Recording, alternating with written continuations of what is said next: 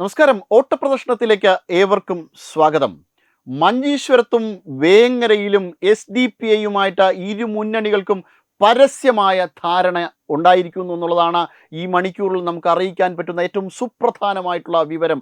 അതായത് നേരത്തെ രഹസ്യമായിട്ടുള്ള ധാരണയാണെങ്കിൽ ഇപ്പോൾ പരസ്യമായിട്ടുള്ള ധാരണയാണ് ഇരു മുന്നണികളും SDP-യുമായിട്ട് ബന്ധപ്പെടുത്തി ഉണ്ടാകുന്നത്. അതായത് കോൺഗ്രസിൻ്റെ നേരിട്ടുള്ള നിയന്ത്രണത്തിലാണ് SDP ആണ് എന്നൊക്കെ തന്നെ പറയേണ്ടിയിരിക്കുന്നു. കാരണം മഞ്ചേശ്വരത്ത് ആദ്യം SDP സ്ഥാനാർത്ഥിയെ നിർത്തുമ്പോൾ തന്നെ പറഞ്ഞത് തങ്ങൾക്ക് ഒരു അനീതി മുസ്ലിം ലീഗിൻ്റെ ഭാഗത്തുനിന്നുണ്ടായിരിക്കുന്നു, അതുകൊണ്ട് തന്നെ തങ്ങൾ എന്തായാലും ഈ ഇലക്ഷനിൽ നിൽക്കും എന്നൊക്കെയാണ് അവർ പറഞ്ഞ് സ്ഥാനാർത്ഥിയെ നിർത്തിയതെങ്കിൽ കോൺഗ്രസ് പറയുന്നതിനനുസരിച്ച്, ഒരുപക്ഷെ VD സതീശൻ പറയുന്നതിനനുസരിച്ച് ഈ SDP തങ്ങളുടെ സ്ഥാനാർത്ഥിയെ പിൻവലിച്ചു എന്ന് തന്നെ പറയേണ്ടിയിരിക്കുന്നു. അത്തരത്തിലുള്ള ഒരു വലിയ സംഭവം തന്നെയാണ് ഇപ്പോൾ നടന്നിരിക്കുന്നത്. ഒരു കാരണവശാലും ഇതിനെ ന്യായീകരിക്കുവാനായിട്ട് സാധിക്കില്ല. കാരണം SDP പോലുള്ള ഒരു ഭീകരവാദ പ്രസ്ഥാനം, അല്ലെങ്കിൽ ഭീകരവാദത്തോട് ചേർന്ന് നിൽക്കുന്ന ഒരു രാഷ്ട്രീയ സംഘടനയ്ക്ക് ആ സംഘടനയോട് ഒരു വിധേയത്വം പാലിക്കുക എന്ന് പറയുന്നത്, ആ സംഘടനയോട് അടുപ്പം പാലിക്കുക എന്നത് സത്യത്തിൽ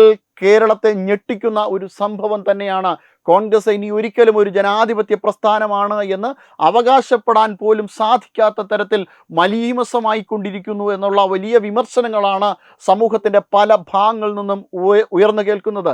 അതായത് ഈ രീതിയിൽ SDP എന്ന് പറയുന്നത് PFI രൂപീകരിച്ചതിന് ശേഷം PFI നിരോധിക്കപ്പെട്ടപ്പോൾ അതിനോട് ചേർന്ന്, അതായത് ആ സംഘടനയുടെ നേതാക്കളെല്ലാവരും കൂടെ രൂപീകരിച്ച പ്രസ്ഥാനമാണ് SDP എന്ന് പറയുന്നത്. PFIയിലെ പ്രവർത്തകർ തന്നെയാണ് വേഷം മാറി SDP-യിലേക്ക് എത്തിയത്. ഇപ്പോൾ അവർക്ക് മറ്റൊരു സമാന്തര സംഘടന കൂടിയുണ്ട്, യുവജനതയെ സംഘടിപ്പിക്കാനെന്ന വ്യാജേന രൂപീകരിച്ച സംഘടന. ഇവർക്ക് തീവ്രവാദ ആശയങ്ങളാണ് ഈ സംഘടന വച്ചു പുലർത്തുന്നത്. PFIയുടെ ഭീകരവാദ പദ്ധതികളെക്കുറിച്ച് കുറച്ച് ദിവസങ്ങൾക്ക് മുന്നെയാണ് മാധ്യമങ്ങളിലടക്കം വലിയ ചർച്ചകൾ ഉണ്ടായത്.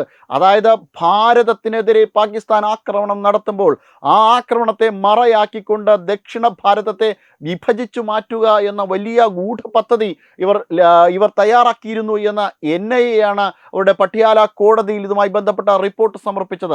അത്തരത്തിൽ ഭീകരവാദ പദ്ധതികൾ കൈവശമുണ്ടായിരുന്നു. അതോടൊപ്പം തന്നെ തങ്ങളുടെ ഈ ഭീകരന്മാരെ നേരെ സിറിയയിലേക്കൊക്കെ അയച്ച് പരിശീലനം നേടിയെടുത്ത ഒരു സംഘടന, അവരുടെ രാഷ്ട്രീയ പ്രസ്ഥാനത്തിനോട് ചേർന്നുകൊണ്ടാണ് ഇപ്പോൾ കോൺഗ്രസും ഇടതുപക്ഷവും മുന്നോട്ട് പോകുന്നത് എന്ന് പറയുമ്പോൾ അത്രമേൽ വലിയ രാഷ്ട്രീയ പാപ്പരത്വമെന്നല്ല പറയേണ്ടത്. രാജ്യസുരക്ഷയെ, കേരളത്തിൻ്റെ സുരക്ഷയെ വലിയ രീതിയിൽ ബാധിക്കുന്ന ഒരു കാര്യമാണ് ഇതെന്ന് തന്നെ പറയേണ്ടിയിരിക്കുന്നതോടൊപ്പം PDPയും വലിയ രീതിയിലുള്ള പിന്തുണയാണ് മഞ്ചേശ്വരത്ത് കൊടുത്തിരിക്കുന്നത്. അതായത് ഈ രീതിയിൽ PDPയും SDP അടക്കം വലിയ ന്യൂനപക്ഷ വോട്ട് പോളറൈസേഷൻ്റെ ഭാഗമായിട്ടാണ് കാര്യങ്ങൾ മുന്നോട്ട് നീക്കുന്നത്. അടുപ്പുകൂട്ടി ചർച്ചയിലൊക്കെ വലിയ രീതിയിലുള്ള വിമർശനമാണ്. നേരത്തെ SDP അവിടെ സ്ഥാനാർത്ഥിത്വം പ്രഖ്യാപിച്ചപ്പോൾ ജമാഅത്തെ ഇസ്ലാമിയുടെ മീഡിയ വൺ നടത്തിയത്. അതായത് തങ്ങളുടെ സ്വത്വം, തങ്ങൾ ആരെയാണോ എതിർക്കുന്നത്, തങ്ങളെന്ന ജനാധിപത്യ പ്രസ്ഥാനം, അതായത് SDP എന്ന ജനാധിപത്യ പ്രസ്ഥാനം ആരെയാണോ എതിർക്കുന്നത് ആ ജനാധിപത്യ പ്രസ്ഥാനത്തിന് അനുകൂലമായ രീതിയിലാണ് ഇപ്പോൾ അവർ സ്ഥാനാർത്ഥിയെ നിർത്തിയിരിക്കുന്നത്. ഇത് മുസ്ലിം വോട്ട് വിഭജിച്ചു പോകുന്നതിന് കാരണമായി തീരും, അതുകൊണ്ട് ഇവർ ചെയ്തത് ശരിയല്ല എന്നൊക്കെ പറഞ്ഞുകൊണ്ടാണ് ചർച്ച നടത്തിയിരുന്നത്. അത് മുസ്ലിം ഉമ്മത്തിന് ചേരുന്നൊരു പ്രവൃത്തിയല്ല എന്നാണ് മീഡിയ വൺ പറയുന്നത്. ഇതിന് കൂട്ടായി ജിമ്മിയും കാര്യങ്ങളൊക്കെ പറയുന്നുണ്ട്.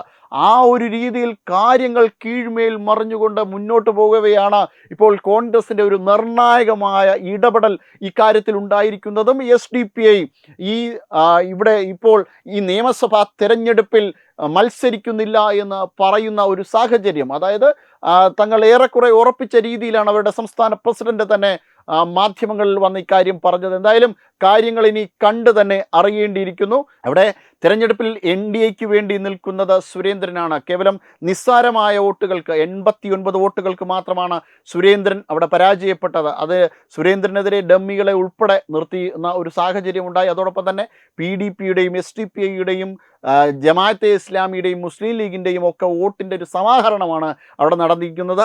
ആ രീതിയിൽ പ്രത്യേകിച്ചും കാസർഗോഡ് പോലുള്ള ഒരു പ്രദേശത്തെ മഞ്ചേശ്വരത്തിൻ്റെ കാഴ്ചകളൊക്കെ നമുക്കറിയാം. പല മഞ്ചേശ്വരത്ത് നിന്ന് കാസർഗോഡ് നിന്ന് ഐസിസിലേക്ക് പോലും റിക്രൂട്ട്മെൻറ്റ് നടന്ന ഒരു ജില്ല കൂടിയാണ്. അപ്പോൾ ആ ഒരു രീതിയിൽ ഒരു മുസ്ലിം വോട്ടിൻ്റെ പോളറൈസേഷൻ നടക്കുക എന്ന് പറയുന്നത് ഒരു പക്ഷേ കേരളത്തിന് തന്നെ വലിയ ആപത്തായിട്ടുള്ള ഒരു കാര്യം തന്നെയാണ്. എന്തായാലും ഇതവർ തിരിച്ചറിയുന്നില്ല എന്നുള്ളതാണ് ഏറ്റവും പ്രധാനപ്പെട്ട വസ്തുത.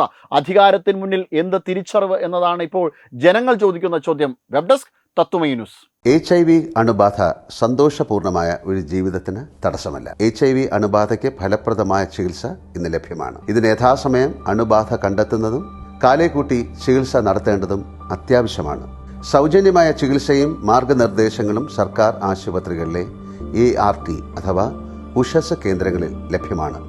ആരോഗ്യ സംരക്ഷണം ഓരോരുത്തരുടെയും ഉത്തരവാദിത്തമാണ്.